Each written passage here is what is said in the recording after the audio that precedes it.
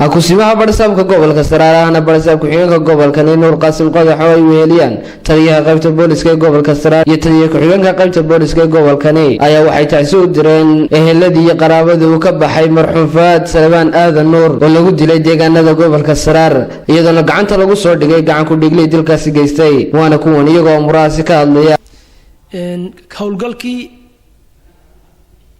hawlgalkii gacan ku dhiglaha ee ku dilay marxuumka uu ku dilay ceelalagtiisa oo hawlgalkaas ay aad noogu hogaamiyeen ka hawlgalka aan ka qayb galay anigu sarkaalkii ka hawlgalay aan ahaa ee saraakiisha kale uga sareeyay iguna hagayay taliyaha qaybta iyo barasaabku aad gacan nooga siiyay anigu soo guuleysanay waa ilaahay mahadii halkan kulankan waxaan iskugu nimi kolley ciidanka booliiska ee gobolka Saraar ayaa hawlgal ugu baxay meel aad uga durugsan degmada Caynaba halkaas oo uu ka dhacay dil toogashay halka adan inta faahfaahin yar ka bixiyo nin baa wuxuu ka soo dhacay awr soonaha burcawdow dabeetana wuxuu muddo dheer buu awrkaas soo waday wuxuu markaa meel la yiraahdo ceelalu dhow la yiraahdo buurta xabad dheer markuu mareeyay ayaa waxa ka daba yimi niman raacda oo ninka daba socday oo baabuur watay marka halka iskaga hor yimaadeen ninkii awrka watay iyo nimanka raacdadii nimankii raacdadii markii awrkii iyo ninkii arkeen bay baabuurkii ka degeen dabeetana qoriyay la soo degeen isaguna halkaas marka tacshiirad ku hubiyay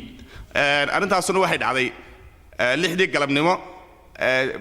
bishii 28 bishii 2017 meesha la yiraahdo xabad dheere ee duleedka ceelal bay ka dhacday halka waxa ku dhintay marxuum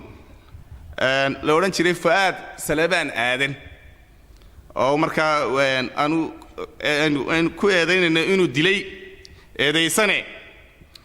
Yaasiin Xasan Salmaan ninkaas oo ah ninkii awrka watay ee tuugaha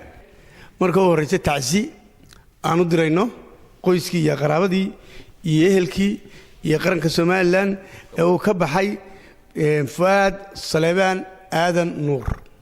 waxaan leenahay ilaahay samiriye iimaan ha naga siiyo gacanka xaq daran baa dishay alla samiriye iimaan ha naga siiyo taas waa tacsidii talabaad waa mahadnaq